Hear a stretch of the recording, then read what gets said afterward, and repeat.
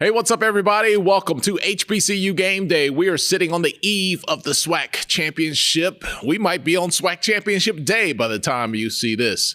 And we're going to look some kind of way if you're watching this after the SWAC Championship, because we'll be definitively right or wrong. But welcome to the world of digital media.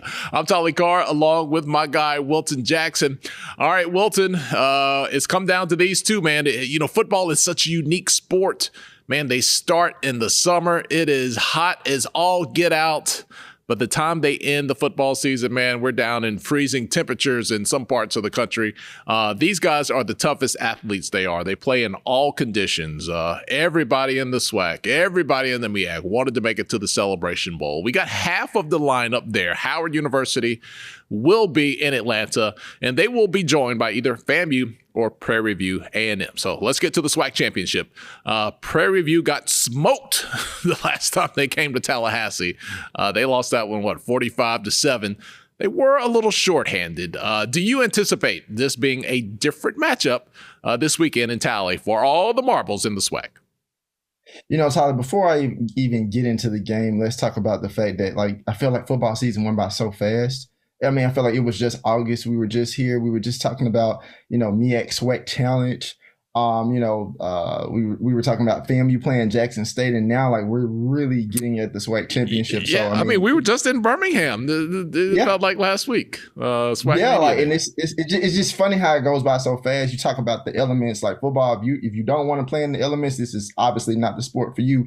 But getting to the game with Prairie View and FAMU, I don't think it's going to be a blowout like it was that first game. And you kind of alluded to it. Prairie View was missing some players. And it's hard to beat a team in that type of manner twice. So I always have to point that out. And when I think about this game, I think it's going to come down to which team starts fast, which team can control the time of possession, which team controls or comes up with critical stops and limits the explosive plays, and then also which team limits the turnovers. So if we're talking FAMU, this is a team, crazy enough, when they played Prairie View, they put it all together. This is a team that had started slow each and every week prior to that matchup against Prairie View, but they found a way to put it together on homecoming. So if anything, if you're FAMU, you're looking to kind of build on that matchup that you had against Prairie View during homecoming. That starts with obviously Jeremy Musa and what he's able to do, and we know what he can do. He leads the Rattlers offense. He's very talented, has all the weapons around him. Rattlers obviously averaging a league best 30.3 points per game. They have the league's best passing attack. That's going to be needed in Saturday's game. A lot that's going to be based off the fact too of what FAMU's rushing attack is going to do. And they have, they don't have that main guy, obviously. I mean, you have Terrell Jennings, Jacquez Yank, Kelvin Dean. Any combination of those three with Jeremy Musa definitely helps Musa get the passing game going as well. And you're also talking about defense. We all say that whole notion of you can have whatever success you want on offense, but defense wins championships, and defense has definitely helped the Rattlers all season. Pretty much the most dominant defense in the SWAC all year. They're going to be faced with going up against Trayvon Conley again, and in the first game they limited him to 9 of 24 passes for 93 yards, 1 touchdown, but 3 interceptions. So that's going to be something in terms of making sure they limit him, control his impact, and I think if they're able to do that, they come out on top. Was that Prairie View where FAMU got the interception and the linebacker hurdled? Oh, no, that might have been Alabama State. Where I'm thinking hurdled the defender. Was on offense, then he switched on defense. But you talk about those interceptions. The FAMU pass defense has been strong. Right. Will the best pass defense for Prairie View A&M possibly be the weather? Will the rain? There's a forecast for lots of rain this weekend. Will that be the thing that might stop the FAMU passing game, and might the Rattlers have to look to rush the ball more? And you know what, Tyler? That's a good point that I was going to bring up for Prairie View. And it could. Anytime you have the elements affecting the game, it's always, in most cases, going to require you to alter your plans. And so it's a good thing that, with FAMU, on the FAMU side, obviously they have Jeremy Musa at quarterback, and he can make those passes. Obviously, Jeremy's not the most mobile quarterback, but they have a dominant rushing attack. Well, with Prairie View, though, you have a Trayvon Conley who can also pass, but is very slippery. This might be the game where he might have to be slippery some slippery conditions. Hopefully he doesn't get hurt or anything like that. But he's going to have to move the ball, and he's going to have to move in and outside the pocket to make plays. And he's good at doing that. You're talking about one of the better quarterbacks in the SWAC that can extend plays down the field with his legs and still deliver those passes. But then you're talking about two dominant running backs that they have, Caleb Johnson and Ahmad Antoine. Two great dominant running backs, not necessarily going to have 200 yards a game, but like they make it easier for Trayvon Conley to deliver plays and make plays for the Panthers. Obviously, they didn't have Caleb Johnson didn't have the outcome that he wanted in that first game because due to the fact of the Rattlers' defensive line and defensive front, which is very strong, and they've shown that all season. So I think for Prairie View, if they want to, potentially get a win in this game, which would be a major upset, they have to get the running attack going in some type of way. Also with Prairie View too, defensively more so than anything, they have to tackle. That first game, that first half, they were okay, subpar in tackling. That second half, I guess tackling went outside of the sport of football because they weren't doing that. That wasn't tackling. I saw a bunch of Rattlers making plays, looking like they were playing Pop Warner football. Just grabbing, just reaching. Well, let me ask you this, Wilson. Wilton. Why did I just call you Wilson? Wilton. My mind is going away slowly. If it's just like treacherous out there and it becomes obvious that passing will be limited on both sides of the ball, and, those safeties start to come down and both sides decide to, crowd the box at the line of scrimmage. If it just turned into that type of game, who would you give the edge to? I think I would still give the edge to FAMU. They've shown all season that regardless of whoever the opponent is that they face, that they can still run the ball. And like I said, they have two, and this is no discredit to Prairie View, but I think FAMU's offensive line is a little bit more strong up front than Prairie View's is. And so when I think about that and just the type of running backs that FAMU have, like they're not just some of your smaller scat backs or things like that. These particular running backs are physical. You're talking about a Jacques Jean, good size, strong, can run up the middle, cut to the edge. Terrell Jennings, same way. Jacques Jean, like those running backs are very, very physical, and you've seen it all season especially on times with like second and third down, specifically third down when they need a first down on a drive to keep a drive going. So I would give that edge to FAMU. All right, Wilton, if Prairie View, the Panthers, were to win this game, they've been to the SWAC Championship before in recent history, but if they were to get it done and get to the Celebration Bowl, what would it mean for this Prairie View team? It would mean everything. Shout out to Bubba McDowell, because I can tell you, since we've been doing this show in the beginning of the season, my very first team, and for the people that want to go back and look, my very first team that I was on that I said they could potentially play in the SWAC Championship was Prairie View initially. And then when they had the bad loss, I said, okay, I'm not sure. And then of course we get the Wild SWAC West, the Wild West. And then that shifted a little bit. But you talk about a huge win, that would be huge, not just for Prairie View, but then also for Bubba McDowell. You're talking about, a coach that's obviously now the head coach, but he's been invested in Prairie View. You're talking about someone who used to be a defensive backs coach, used to be an assistant head coach. I mean, him and essentially Willie Simmons shared the same sideline together. So they know each other very well. So it's going to be interesting to see outside of the players what they do on the field. But, as coaches, you got to know that, like, you know tendencies. You know what each coach wants to do. And you played each other this year. So now you take what you've known from being on staff with each other. You revisit that game. I'm sure Bubba McDowell's not trying to really revisit that game like that because it was a blowout. But at the same time, you revisit it to know that, like, this is what my players did wrong then. And how can we really, really fix that now? All right, you've spent some time here in Atlanta, Wilton. That's where you and I first met one another. Yes. So you've been around town. You can't go 3 stoplights without seeing a FAMU alumni license plate here in Atlanta. What would it mean for the A and FAMU? Because it used to be a thing for FAMU to come play in Atlanta in the Atlanta Classic. For them to come back and be in the Celebration Bowl, what would that mean for the big picture? Oh, big picture wise, this is great for FAMU. Like, this is a fan base. Like, you talked about one of the better, stronger fan bases in college football, even with all those somewhat tumultuous years of not being able to play in the postseason. FAMU fans love football. They love the band. They love football. And you talk about a strong fan base in Atlanta.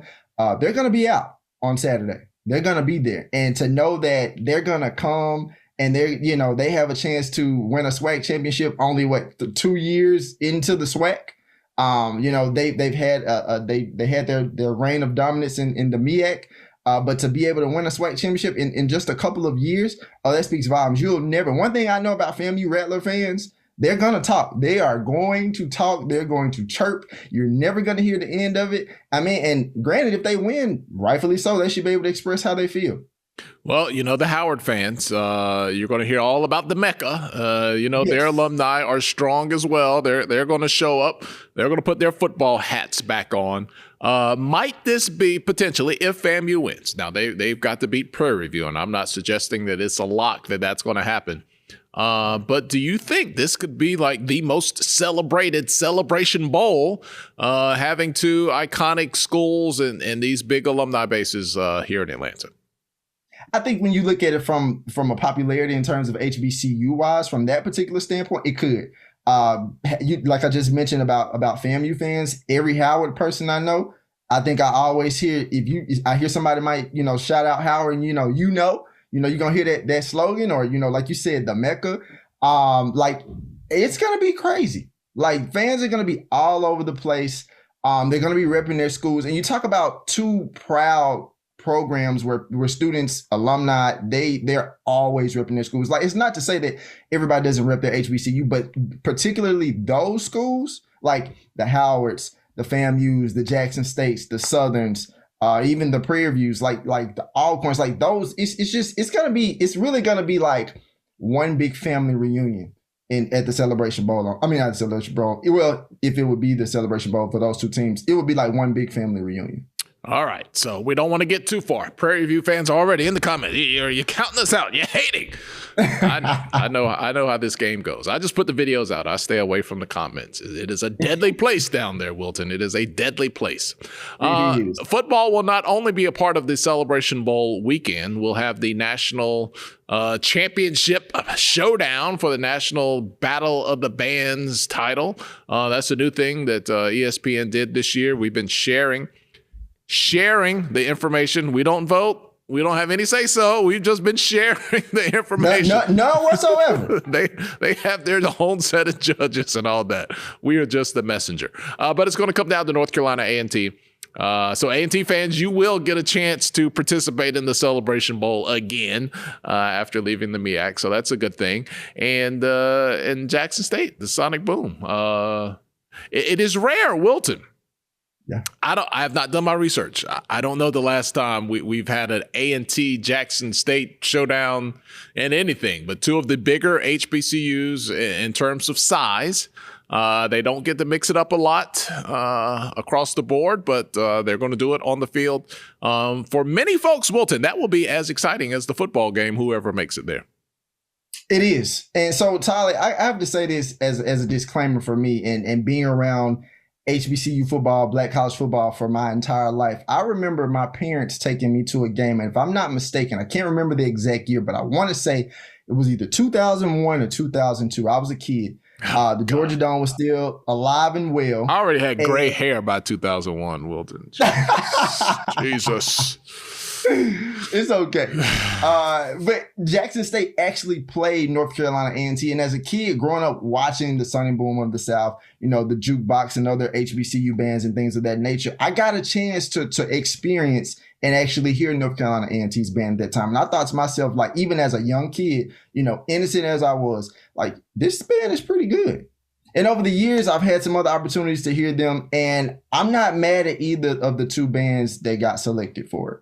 I know there's a lot of chatter about the fact that, North Carolina A&T is no longer in the MEAC. They're not in a HBCU-based conference. So how do they get that selection? And you have to know that, like, I think that a lot of people forget of the criterion that these selections were made off of. It wasn't just like, hey, which band can blow the loudest in the stands, right? Like, this is about the musicianship, the field shows, the accuracy, drum lines, drum majors, all that kind of comes into play when they're making that final choice and that final score. So I'm excited to see what's going to happen. Sonic Boom of the South, Like I said, we know what they can do. The blue and gold marching machine. It's gonna be exciting. It's gonna be very exciting. But I'm gonna be honest, as a drumline guy, I cannot wait. I cannot wait to see War and Thunder versus Cold and Steel versus the Cold and Steel. Well, I tell you this, as a North Carolina native, they could not have a Celebration Bowl without representation from the Carolinas. They just can't do it. You know, you had the Aggies were in it like every year while they were playing football. Then, you know, Central's been there twice. South Carolina State has been there.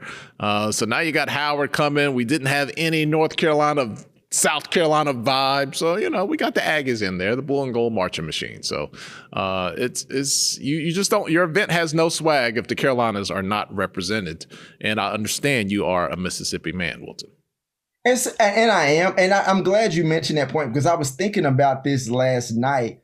Like, think about it like this. And like I said, if it goes this way, you have essentially Howard, strong alumni base, strong program, strong HBCU. You have FAMU there. If they go strong fan base, strong band for that matter, and then you bring in a North Carolina A&T, another strong fan base, Jackson State, another strong fan base. If you're the Celebration Bowl, that's a lot of potential revenue. That's a lot of people in the city. A lot of people say that's like, hey, show me the money. Like that's what that puts in my mind, thinking like, and that's no disrespect to Prairie View because obviously if your school is there and Prairie View's there, like they're gonna bring their fans too, and you know what I mean. But it's just at the same time, you talk about dollars and cents, people putting butts in seats. I mean, look, let's just be transparent here. People that are looking to make money at the Celebration Bowl are cheering for FAMU. Like that's just business, and that's no disrespect to Prairie View. But Atlanta is literally littered with FAMU people. They want to ignite that fan base here and give them a reason to come out and spend their money. That's it's like people want the Cowboys in the Super Bowl. They want the Lakers in the championship. It's just is what it is. Now Prairie View is going to get their chance. They can make everybody upset and do all that. And that's the great thing about football. But business-wise, there's a lot of people pulling for FAMU to make it to Atlanta. And it's just how it is. Exactly. You couldn't have said it any better. Yeah. I mean, but I really didn't think about that. You got Jackson State's, you're going to get a slice of that fan base. You're going to get a slice of that A&T fan base. You're going to get a slice of that Howard fan base, and then you're going to get either Prairie View or FAMU. Those are two big schools in the SWAC. So it'll be a great weekend here in Atlanta. Hopefully it doesn't rain. It always rains at the Celebration Bowl. I hope we have some good weather so that, tailgate. It got that nice tailgate area outside of the bins. We need some good weather for the Celebration Bowl. Some sunshine vibes because and you're absolutely right. Like that every time I feel like right before like mid-morning that Saturday is either cloudy, overcast, not really sunny at all. And then maybe by the end of the day, like halfway through the game, the sun just kind of mysteriously peeks through the clouds. But we need that in the very beginning of the game. Yes, absolutely, we do. Wilton, I always like to talk to people like yourself, critical thinkers, people who are a little pragmatic, can see the bigger picture. What did you make? We talked all season long about the SWAC West and how wild it was figuring out who was going to be the divisional champion. But now we have half of the schools there that have openings for their football positions. You have Texas Southern, you have Southern, and you have Grambling. Both Southern and Grambling, kind of had short leashes on their coach. Both of those schools, coaches only got 2 years there, and they're both out in Eric Dooley and Hugh Jackson there. What do you make of the openings, the firings, the whole HR situation that went down in the West? So when I think of Southern and Coach Dooley, obviously the writing had been on the wall for Coach Dooley multiple weeks throughout the season. And I think that, again, you talk about fan bases. Southern is one of those fan bases. They want to win, and they want to win now. I mean, and rightfully so. You're talking about, they're used to competing for SWAC championships and just having strong programs over the years. Every time I think about Southern football, I can't think of Southern football without thinking about Pete Richardson. Like, I cannot. And granted, he was before my time in terms of, I'm only 30 years old. Well, I'm so old. He was the head coach at Winston-Salem State when I was a student, and I had him for health class, an 8:30 class on Tuesday and Thursday. So that's how old I am. So y'all go way back. Yes. I know Pete Richardson before Southern. That's how old I am. So that means like Pete Richardson is just that great. But I say that to say this is just like sometimes, as we know, we've seen Southern be in games or winning games and then they just collapse. Play calling was one thing. And obviously every coach is privy to whatever plays they choose to run for their team they feel like is going to work for that particular game plan in that game. But if you're not winning games at the end of the day, Tolly, like everything else in any other sport, whether it's college sports, NBA, NFL, baseball, whatever, if you're not winning games and the fan base isn't happy, you're not going to be around. Everything is a business. You could be loved.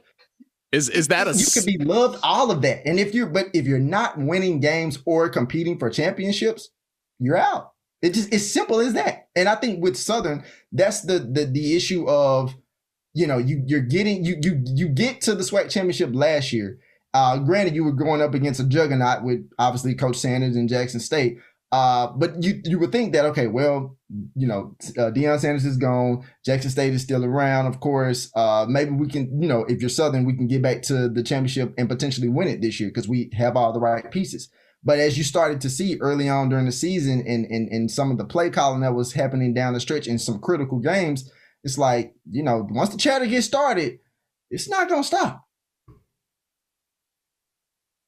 All right, you got Grambling, Wilton. They're going to be on their third coach in the last 4 years. 21. What?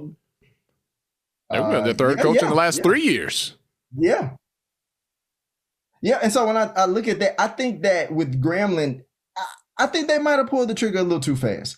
I'm not saying that Hugh Jackson shouldn't be faulted for what the job that he's done, because at the end of the day, like when you're the coach and you sign up for that duty and that opportunity, everything that comes with it. And so what I have liked to have seen him potentially put it all together, and let's be real, for a couple of weeks during the season, well, the start of the season was a little rough, but then Grambling started to come on. They had won like maybe 2 or 3 games, and it looked like Grambling had started putting it together. Like the running game was coming on. The passing attack was coming together, but then like they hit that lull somewhere between like late October, early November. So again, same with Southern, and more so with anything, like when it comes to winning, you got to win games. Like, and you talk about that one game for sure that I just knew they had that lead on Alcorn and still lost that game. And granted, it was Alcorn's homecoming, but you have a lead in Lorman, you can't lose that game. That's a critical SWAC West game. So you give win me that game, maybe some other things are different. Give me the nuance, because it seems like the same kind of argument you made that said, all right, I see why Dooley was gone. You can make those same criticisms for Hugh Jackson, but you wanted Hugh to get one more year. So there's a little nuance in there. It is. I think it's just more so the fact that when I think of Hugh and that first year, it's like, okay, we don't really know what he would. I didn't really know what he was going to do with the program in his first year, and obviously that showed. And so then in the second year, it was like, okay, what changes is he going to make? Is he going to be able to put it together and fix it? Again, like I said, you thought that it was going to happen that way, but then it didn't happen that way. And then this year, it's like, okay, well, he's starting to put it together. So I guess maybe I am a little bit more biased to Grambling per se than Southern. And I think maybe it's just more so the fact that Hugh wasn't as adjusted to the SWAC more so than Dooley was, because like I said, we know Dooley has been through the SWAC. He was at Prairie before coming to Southern. So I think that I just kind of wanted to see what Jackson could have done to change Grambling. I kind of wanted him to have at least one successful year there. Well, here's the thing, Wilton. And I don't disagree with you that Southern expects to win championships, although we're coming up on almost a decade now since they won a SWAC championship.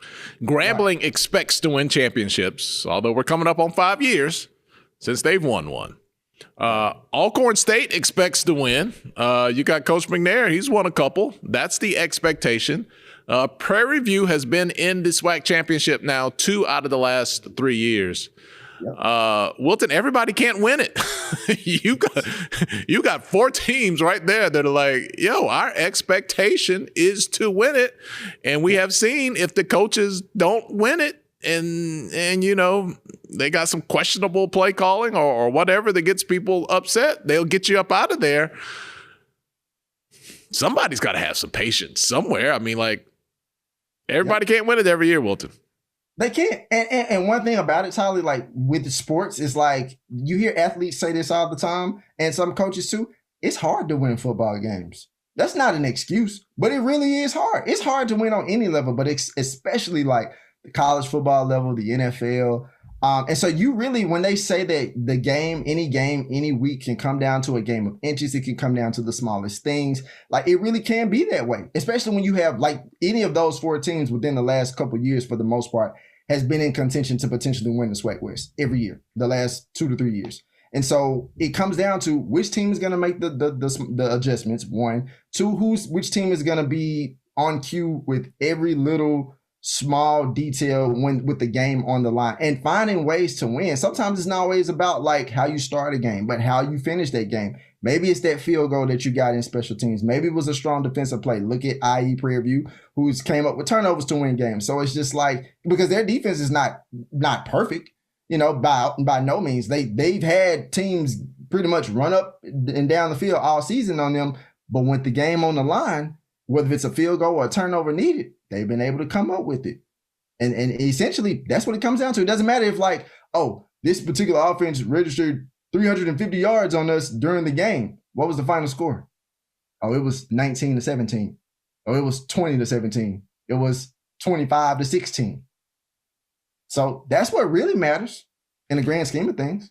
All right, so Wilton, we got 3 openings in the SWAC West. You got Grambling and Southern. You don't need to describe those jobs. You don't need to describe the fan base, the expectations. We all know what that is. You got Texas Southern that's open there in Houston, and there's just always this thought like, man, you got to make football work in the state of Texas, in the city of Houston. You just feel like if the right person can get in there and just do whatever needs to be done, like that's a place where you could be successful. At least it just appears that way, you know, from a geographical standpoint. What type of coaches would you like to see fill these positions? You know, we've kind of had that movement of get a splash, get a name that people are like, oh yeah, that's my guy. Oh yeah, he's from the NFL. And other people are like, no, you need to, you know, get some seasoned SWAC people. We need somebody, some of these assistants and coordinators, you know, a Terrence Graves. Good Lord. Look, how about this? How about have Terrence go coach Grambling on Monday and Wednesday, Southern on Tuesday and Thursday, and then Friday they just, you know, split it up. I mean, he's the reigning champ on both teams. Last man to win the Bayou for Grambling, Terrence. Last man to win the Bayou for Southern, Terrence. Give that man a job. Somebody give that brother a chance because he deserves it. For real. He definitely deserves it. But no, more than anything, like, you know, Tolly, that saying of everything's bigger in Texas is true. And it's like, especially when it comes to football, not even just at the college level, but even at starting at the high school level, it's bigger in the state of Texas. So I think with that Texas Southern opening, obviously Texas is always a hotbed for talent in terms of recruiting. Even this team that Coach McKinney had, like they had some talented players on that team. And granted, the record didn't necessarily show, but even when you look at, you know, the running back they had, you know, obviously going over 1,000 yards this year. He had Darius Owens. Yes, like so having, you know, him as a dominant running back this season. But more than anything, I think with Texas Southern, you need to bring in someone who's true to the state of Texas, to being able to recruit from that particular state, and not just in the city of Houston, but like in those, it's so much talent in Texas, Houston, Dallas, you know, all these other cities in the state of Texas. You need somebody that can recruit well. But then I think, this is just me, I don't necessarily think that they need to go after the big name. Like, you know, obviously Jackson State went after Deion Sanders. Grambling went after, you know, Hugh Jackson. I think that there are some other coaches out there with Texas, you know, Texas roots. And some may even be connected to the SWAC or even just within HBCUs period, that I think they could really be a strong fit for for Texas Southern, because I really feel like they have the pieces for a successful program. It's just a matter of having the right coach in place to put it all together. All right, Grambling and Southern, should they just go out and get someone with ties to the university, a Southern man, a Grambling man, or maybe somebody that's just really, really entrenched in the SWAC? Terrence Graves, we keep saying that. What should those two schools do, in your opinion? Well, if either one of them don't give Terrence Graves a chance, I think, believe it or not, I don't think they necessarily have to stay within their institutions or pick somebody that has roots within their respective institutions. I think it would be good for them to maybe find someone who's good at coaching football, meaning that's the number one aspect, who's good at coaching football, but then also someone who is going to be dedicated and motivated to those programs. Because you're talking about with Grambling and Southern, two of the most historic SWAC HBCU football programs. You can't think of Grambling without thinking about Eddie Robinson. And with Southern, you can't think about Southern without Pete Richardson. So when you take on one of those jobs, you're sitting on the shoulders of those two giants. And that means a lot. And if you want to say that you want to be the coach of one of those two programs, know what you're getting into. You're sitting on their shoulders, one. But then two, the fan bases are going to have a super high expectation for excellence on the football field. So I think that's the route that they would need to go to. It's going to be interesting. You know, we had all four commissioners from the HBCU conferences, MEAC, SWAC, CIAA, SIAC, on Capitol Hill this week, talking to legislatures about potential NIL legislation. They don't want the HBCUs to get left out if there's any legislation that is passed with that. Wilton, you talked about history. I hear that a lot in press conferences when ADs are speaking, and people, it goes right to the fan base when you talk about that history. Do you think that? I think that's part of the toolkit, right? Like you have to maintain your story, your history, your legacy, your pride. But do we need to be a little more progressive? Do we need to get a little more? Because look, you ask some of your favorite HBCU coaches about NIL, and boy, it's like, go talk to him, go talk to her. But the commissioners, seem to have this forward, thinking, or at least keeping up with it from a legislative standpoint. I don't know. Do we lean too much on the history thing? Because you get a 19, 18, 20-year-old, they don't know these people, man. And I think it's important that you teach them and talk to them and make sure that they understand, where they come from, what shoes they're walking into. But does it have to be, more than that? Do we lean on that too much? I think when you talk about NIL, and especially within the HBCU landscape, I think it's like a two-way fold, and I break it up in between the coach's perspective on it and then the commissioner's perspective on it. If you're the commissioner for each one of the essentially HBCU conferences, you're looking to stay progressive. You're looking to stay relevant. You're looking to keep up with the times. And I think that more so than anything, what we know now, Tolly, is that the transfer portal, NIL, it's not going anywhere. Like, players are coming to schools and they want to have that proper name, image, and likeness, endorsement deals and things like that. That's a thing. Like I just saw this week, and I'm sure you probably saw this when Matt Rule, coach at Nebraska, made the comment. It cost $1 million to get a good quarterback out of the transfer portal. Now, in some schools, might be like that. It might not necessarily be like that in the SWAC, but the overarching issue of that is, it's like, these players want the money. They do. They want the money. They want the publicity, the exposure. They want all of that. And so if you're a commissioner in your particular conference, you're trying to make sure that, I don't want to miss out on this player coming to my conference, especially, and not even just the male athletes, female athletes too, but like, you don't want to miss out on somebody that can be really, really good and really, really talented. Because anything, if this particular team in your conference is doing well, that means a lot of things. You're putting butts in seats. You're generating revenue for the conference. Potential expanded TV deals, and your enrollment is going up. Exactly. So it's just like all these things are continuing to happen, and so don't let the coaches fool you. So from a X's and O's, or from in terms of their particular sports.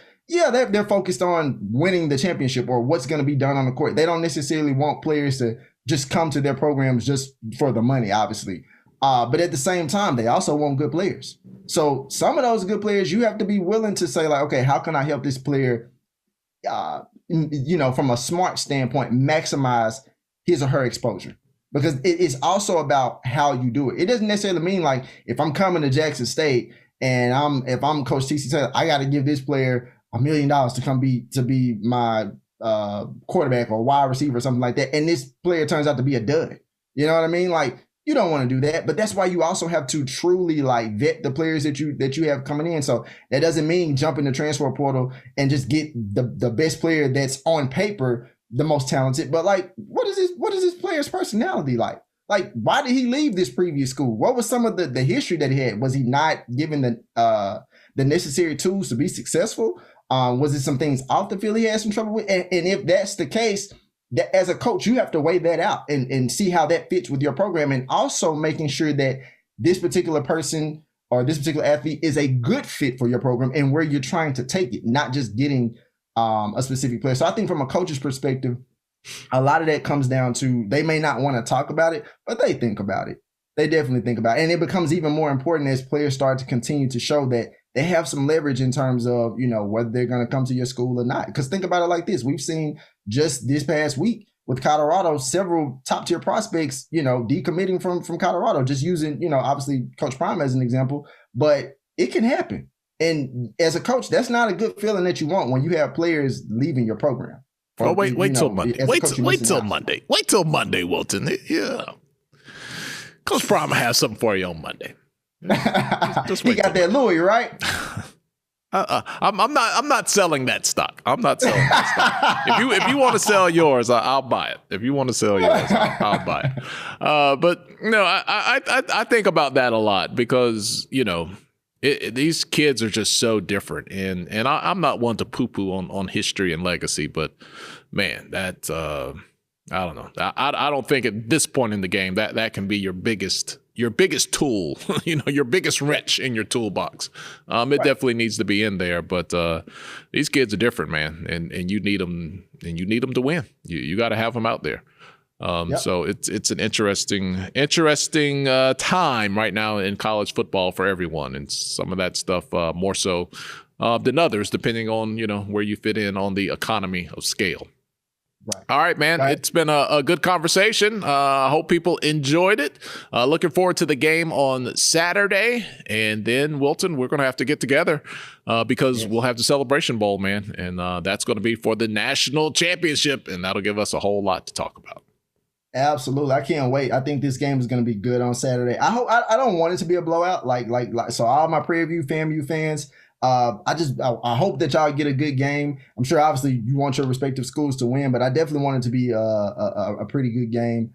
And then looking forward to the celebration and linking up with you, Tolly. Like, it's always a good time, and we'll get to be in the new studio and do all the content that we need to do. Hey, man, come on a Tuesday. Tacos will be on me. 99 cents for everybody here at the Game Day Studios.